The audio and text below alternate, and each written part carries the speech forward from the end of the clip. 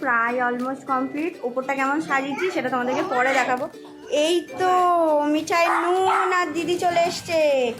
এমা কি নিয়েছে গো এগুলো মিঠাই? এটা কি? সবাই দিদি, একটা দিদি আছে তো। আর মা এই দেখো ব্যাগে করে বলি কত জিনিস।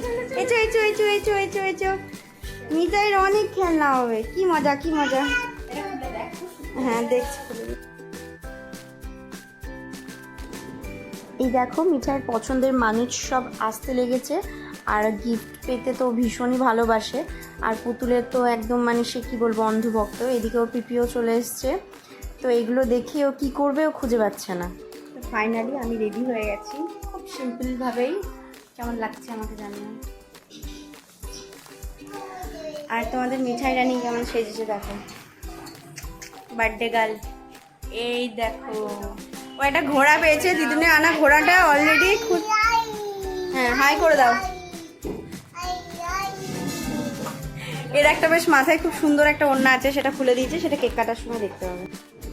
আর এদিকে উঠোনে রান্না বান্না চলছিল। খাবারের কি আইটেম আছে আমি তোমাদের নেক্সট ব্লগে বলবো। কার বার্থডে আজকে?